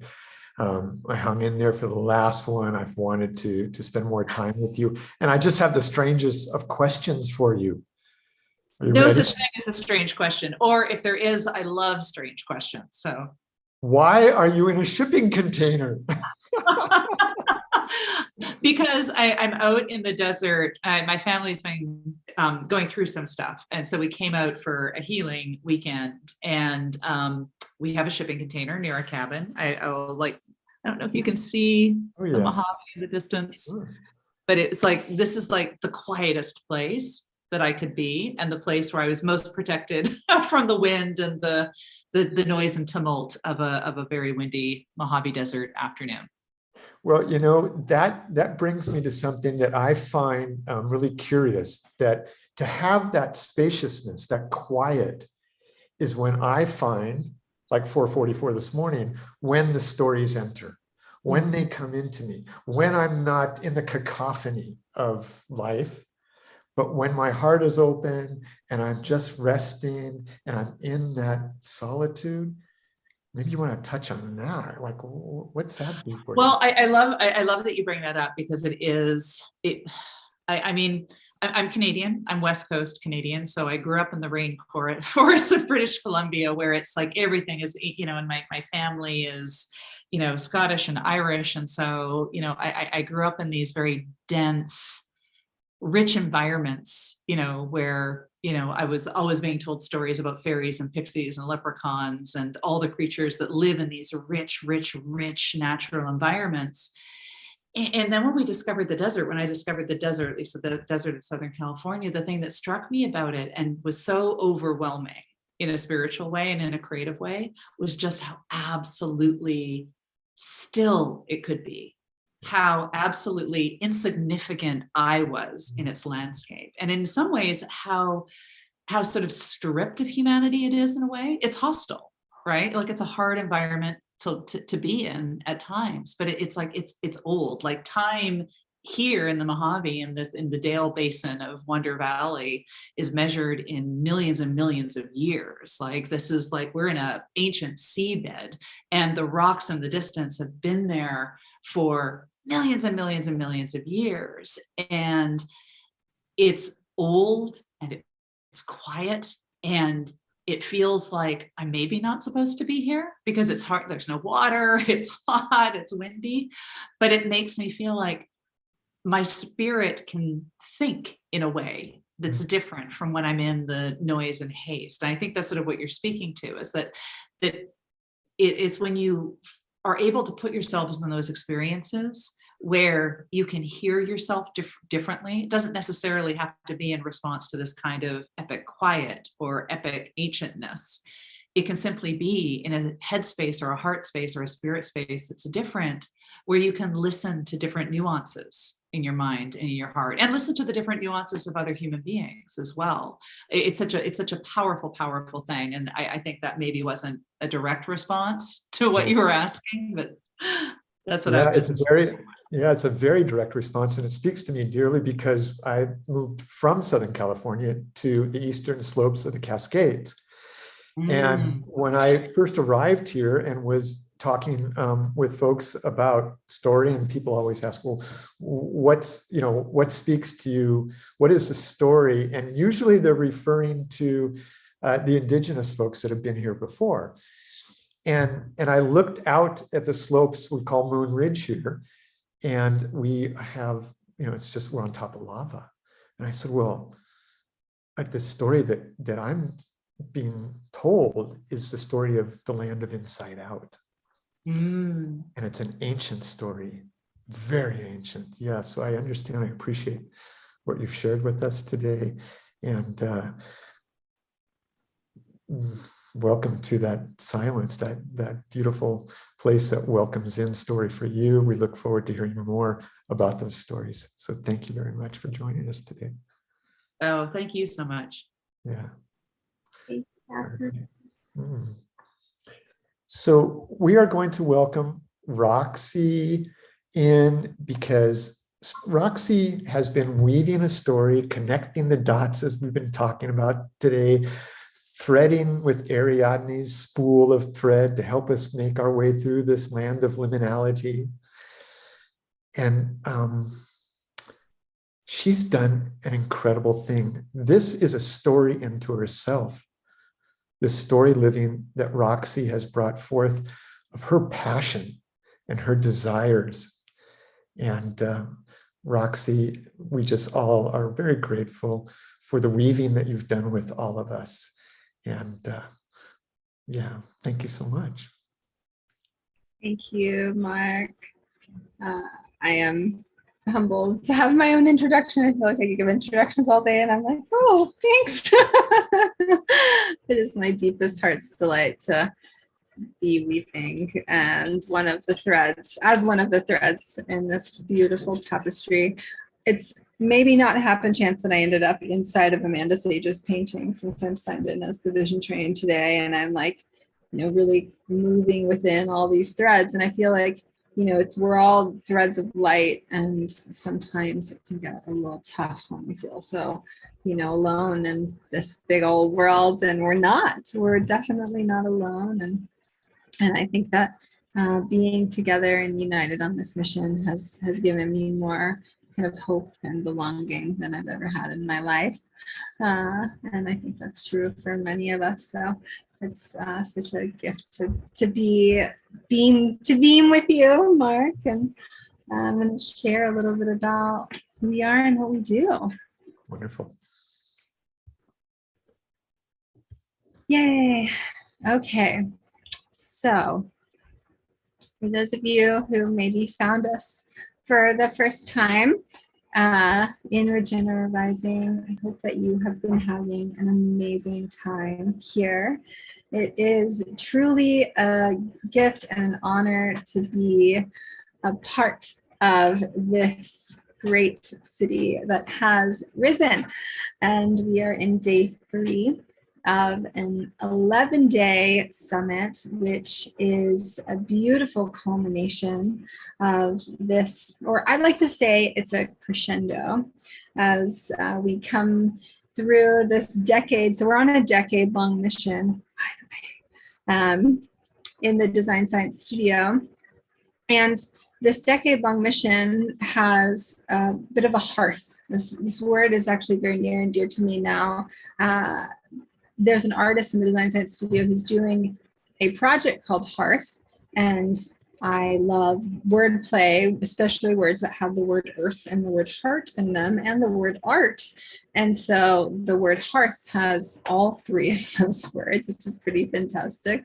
And this hearth of this space is rooted in the fact that the Design Science Studio is an educational incubator for art. And in this educational incubator for art, we empower creators to imagine regenerative futures. And so as a part of the story universe of Regenera, we also launch projects every year. We support and empower the launch of hundreds of creative revolutionary projects. And so this second cohort of the Design Science Studio has been launching their revolutionary projects. 144 of them came in. I think right now there's about 90 something odd projects that are fully formed and out in the world. and more that are in formation. And we're in this, as Regenera rises, we too are rising, and these projects are taking collective liftoff, each one that helps create, co-create, and propel the transition to the world that we imagine. And so this is our second annual celebration of the Regenaissance, this decade-long global movement that's bringing together revolutionary creators and systems thinkers and organizations to imagine, collaborate, and co-create a world that works for all life. So this is a historical moment for planetary regeneration, and this re-emergence of Regenera and the story universe, which was created by the Design Science Studio to scaffold thousands of projects and ideas throughout the decade for a future that's regenerative, equitable, and just, was created not only for the creators of the Design Science Studio and our programs, but also for the different community members and thought leaders and the train cars that we link with to help to support more mythos for cultural change, because it is time for art that changes history. And so I'm going to share a little bit about the Design Science Studio in case this is new to you. And if you are a part of the Design Science Studio, this is such a special moment in time. This is only the second time we've ever gotten to see Regenera rise, and the amount of collaboration and co-creation, the shift in value and mutual aid and support is tremendous. And we've had a chance to live that over the last few days and see how all of the creators of the Design Science Studio have not only been taking liftoff in their own projects, but they're also supporting liftoff for each other. And so we created this space, this educational incubator for art, and we have been empowering these visions of the world that works for all, and it's all sort of propelling the transition. And as we've seen in this last few conversations and the whole day, there are so many systemic changes and social changes that are rooted in story, in the way that we relate with narrative, with myth, with the underlying patterns of the way that we see the world. And art helps to shift our way of orienting to that world, design, systems level change, embodied experiences that help us to reorient the future and to that future now. And so we aim collectively at creating this, it is an incubator. It's an incubator not just for the program members, but also for all of the community to feel safe, to come together, to say, how might we water our seeds of a revolution together to reimagine life on our planet and create behavioral changes by shifting culture. And we're only 2 years into the process. We have managed to award $114,000 in scholarships. So that's $114,000 that was not paid by artists of the members of the studio to be a part of the studio program. We were able to directly award $30,000 to artists and have somehow 53 events. I don't think that counts the last 3 days. Now we're at 56. And this last 2 years has been really, really wild to see how much we've realized with the partnerships that are, embodying the principles that we believe in of shifting from competition to collaboration, and seeing how we can create consortiums of creative initiatives and organizations who are supporting moving towards this world. And so the last two speakers had just happened to both be educators who came through the Design Science Studio, friends of the studio. Brendan Graham Dempsky and Catherine Connors were both educators in the Design Science Studio. And they were a few of the over 30 visionary speakers that we've had. And those are just the ones who have taught in the program. We've had many other visionary speakers who have come also to some of our events to offer special keynotes and really distill complexity to support how we might help those ripples make their way into the world. And so over 200 projects have somehow launched through this container, through this incubator, through dedication and a collective aim. And somehow with also 9 team members. Well, the somehow is that we care a lot and we work really, really hard and we really believe in what we do. And we're reaching people. So all the artists in the studio combined, we have over 2 million people that we can reach. Over 25,000 people have participated in our events, and 288 creators so far have been supported through this program. And it's really touched people's lives. And some of the people who have offered these quotes are people who actually you've seen today. Stephanie Schwartz, who just gave an amazing talk with Stroopy all about being sphere and reorienting to different ways of being considerate and understanding the different kinds of senses and really connecting more to the more than human world and the way that it orients to reorient the way that we orient in a synergetic way, has been a key member of the studio. And it's beautiful to hear about how this program gave her hope and opened her heart again.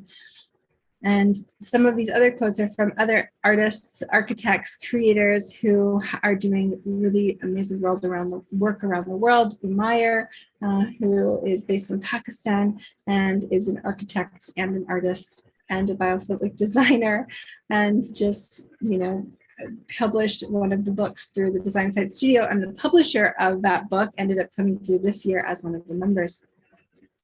Not a cult. Elena, Gina, really looking at how many of these artists have been touched by this program. We realize that there is so much more that we can do as a organization to support artists, and we know that we still can leave a legacy to future generations, and so we need to act with determination.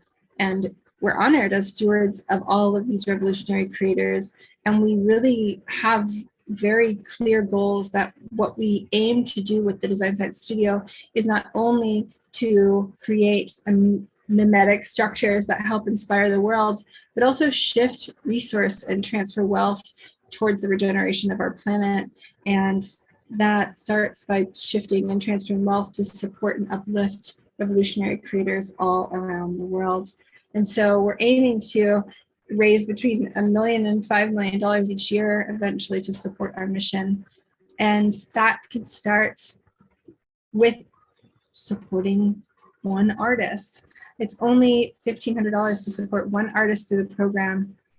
And I want to just give a little love to one of the Design Site Studio members who passed away this year, who was one of the 5 people who actually sponsored an artist, and his spirit animal is a hummingbird. And I just thought of him because there's hummingbirds all over this deck. But he sponsored an artist. That means one of the artists who you've maybe heard from today got to go through this program because of him. And the amount of lives that this program has touched and how much it's touched our lives, every amount helps. And we are audaciously coming forward to launch a really exciting initiative to help to support more creativity in the Design Science Studio. And so we've just launched this campaign that we're going to be running during the course of the summit to support more of the artists of the studio, to support the program, and to also build artifacts like the Green Book.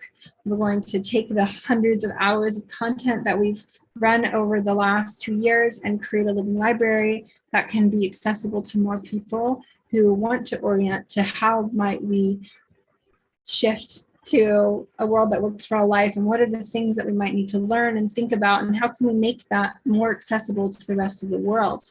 And so we have the story universe of Regenera also as one of the core initiatives of the Design Science Studio. And so the funding can support more of those initiatives, and also to make this program even more accessible to more artists, and also an even better program to support more people.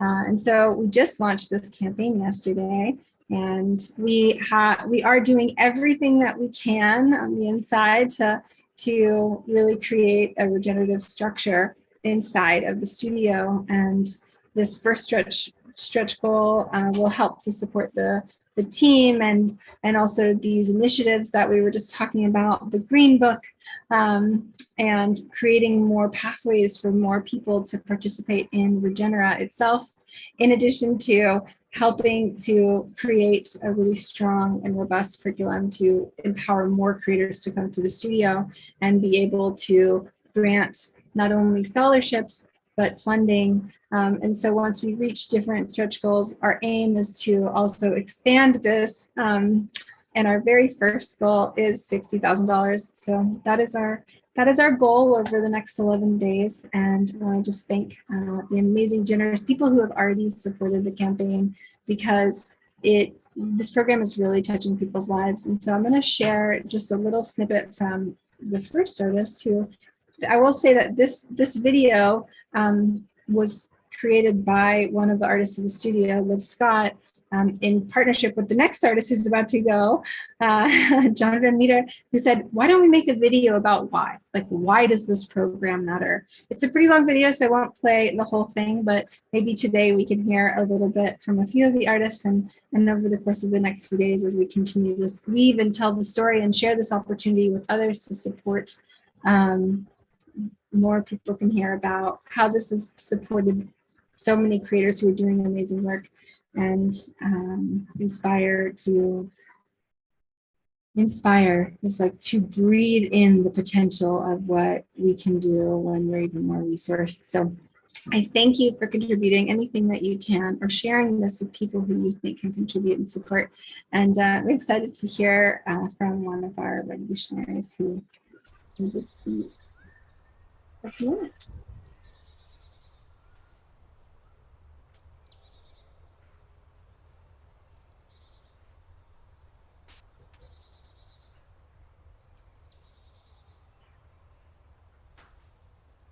Hi, my name is Marley Benedicto, and I am thrilled to be graduating after a season with the Design Science Studio.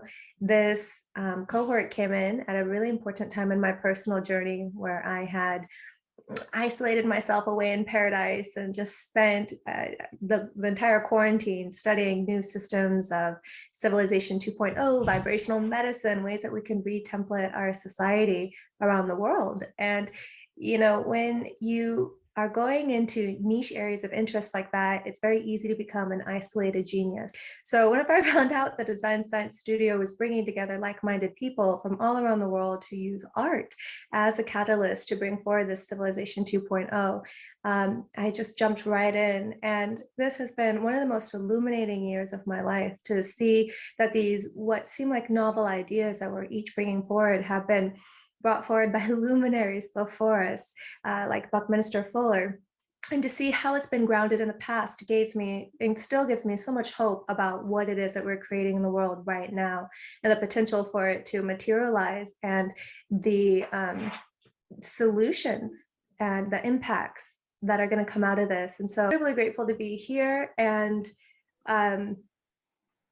learning alongside very like-minded people who are ambitious and solution-oriented. And how this impacted my personal work is I'm very interested in voice activation, vibrational medicine, and I was able to go from a place of not just teaching people how to tune their mind, body, and spirit, but teaching them how to become their own source of regenerative energy, which isn't something that I was even really necessarily aware of before this course. And through the study of the drama triangle and coming out of societal conditioning and the entrapments of shame and victimization from religion, and helping people understand that we've been utilizing unclean energy for ourselves to empower and drive our bodies, and using the same symbolism of how in the collective we are resourcing clean energy that's sustainable and regenerative, like solar and wind, rather than fossil fuels. It's the same thing that's happening with humans, and we're learning how to become our own regenerative, sustainable, clean energy source. And I don't think I would have connected those dots or feel the same inspiration and passion to bring this forward if I hadn't have been in the Design Science Studio. So thank you so much for this life-changing opportunity, and for these past 7 months of like pure bliss, education, and inspiration. And I look forward to next year. So honored to be a part of this group. Design Science Studio really rocked my world. This group and community has been life-changing for me, breaking ground. The amazing community that we're building for the initiative for 2030, very much in parallel with the 17 Sustainable Development Goals at the United Nations. We are all on planet Earth urging everyone to be creative.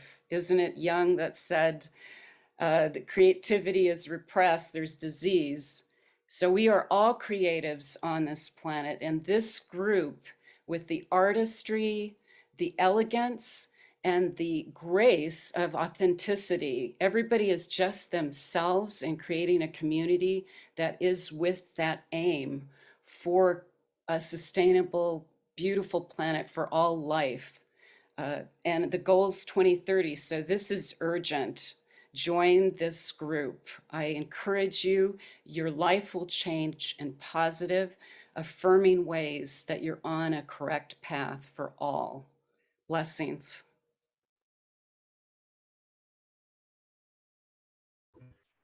So many beautiful voices and visions that have come through, and our team is so humbled to support them.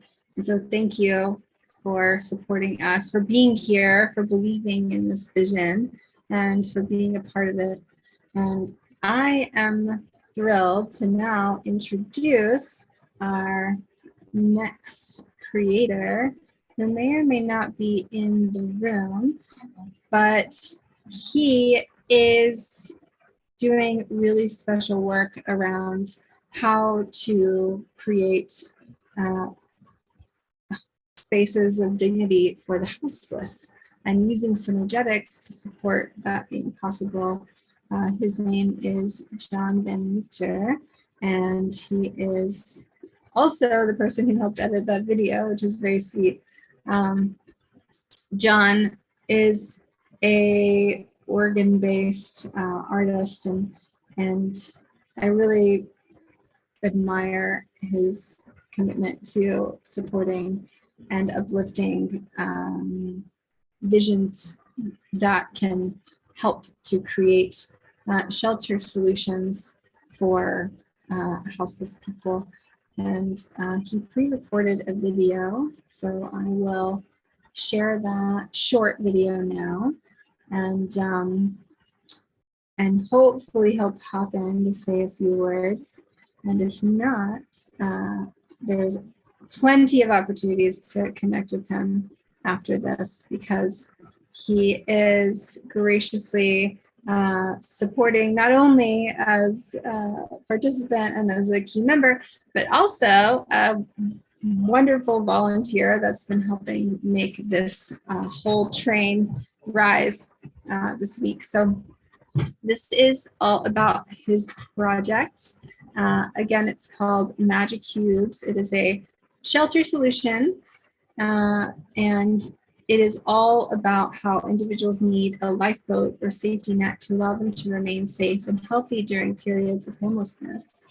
Shelter provides a safe space to live securely for low costs in time and materials. And so this presentation is his concept for portable shelters that foster connection between individuals and the local, county, and state authorities to help them regain full participation in society, because a world that works for 100% of life also includes the people in the margins. And if the world is not working for them, it's not working for all. So I really encourage you to follow this project, to support John, and enjoy this video.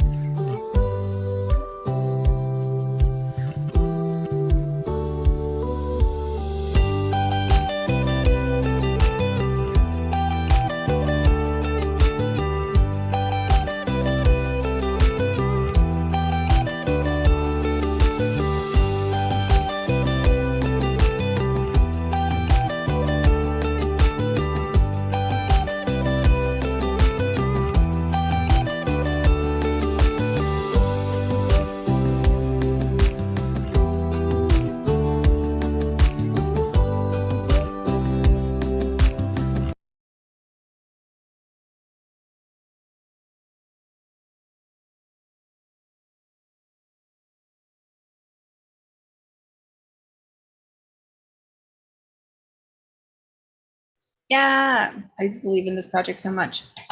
Bravo. All right. So, ooh, look at all this great art that's being made. I have to pin more of this.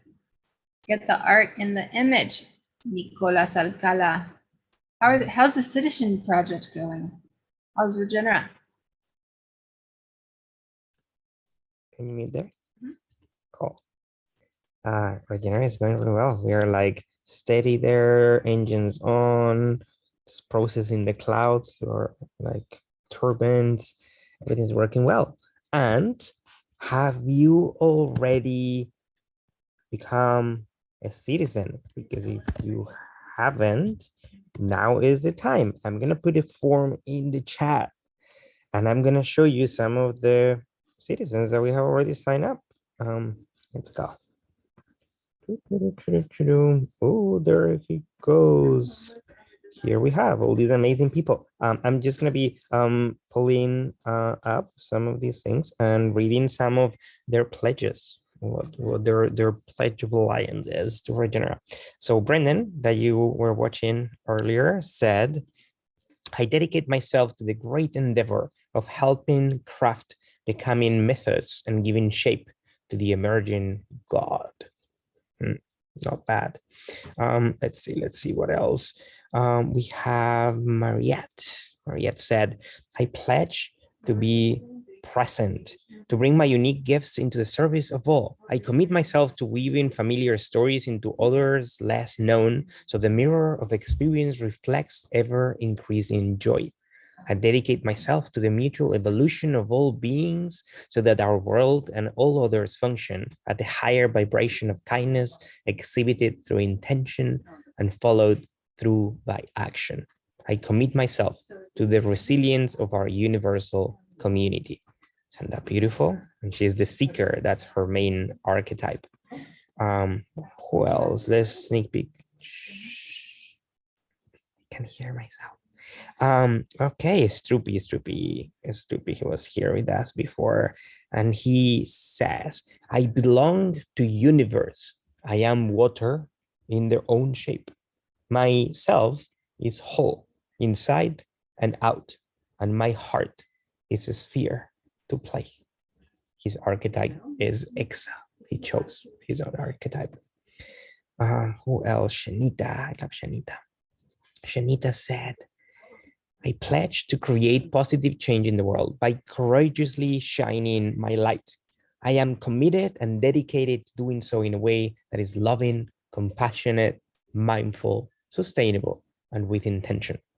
And her archetype is the hardest. What else? Who else can we feature here? Harris, I love Harris. Harris is a magician of words and myth. I pledge to protect the magic of an innocent heart with stories that nurture our connection, belonging, and kinship with the more than human world. I'm committed to making the mundane magical. Oh, definitely she does. I dedicate myself to making the revolution irresistible with beauty, art, pleasure, and most importantly, fun. And her archetype is the storyteller. Else? Oh, Veronica, I love that picture. Let me show you a picture. It's so cool. She is the guardian, and she said, I vow to walk as love, speak only truth, and honor myself. Isn't this beautiful? Let's see. Yes, Mojo. This is my favorite picture submitted so far. I think it's the coolest picture that we've gotten, in my opinion, the explorer. Isn't that dope? That's so fun. And they said, I move in the name of global groove. I vow to use dance, theater, and adventure storytelling to investigate, embody, and conserve the lessons of our ancestors.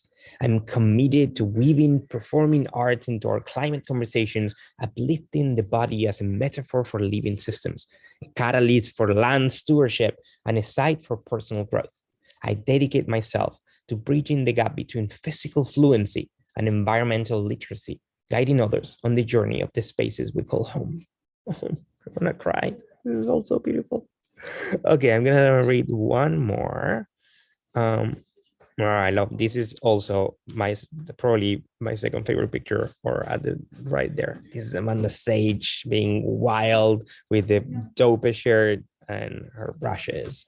She's the artisan, and she said, "I am committed to contributing to the remembering and re-enchantment of this grand theater of life.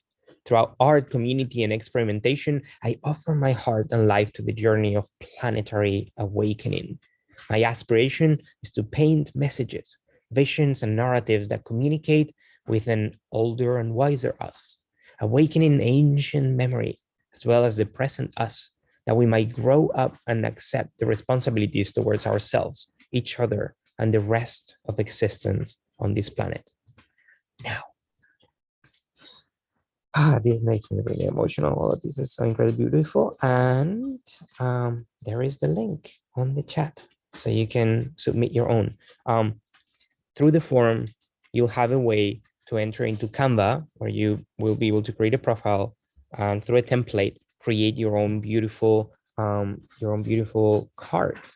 Let me show you some examples of the cards. I've shown you some. Let me show you some more.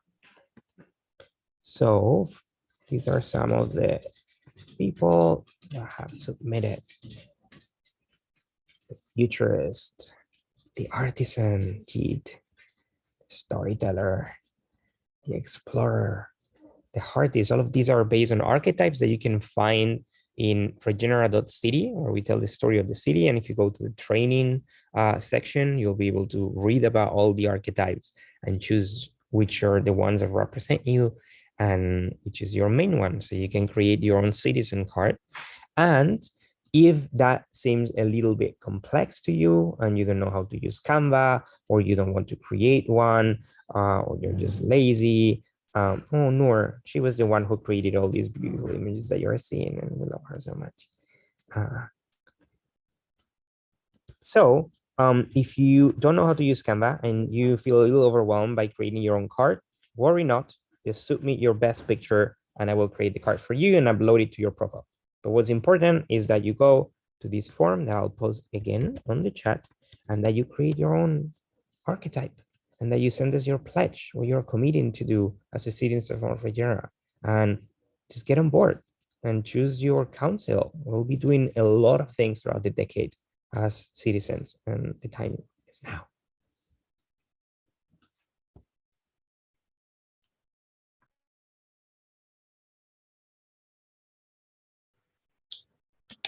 Hooray!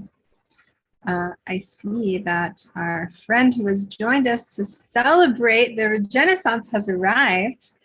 Noam, curious if you need to do a sound check or if you're ready to rock. Hi. I'm gonna add you up here. How you doing?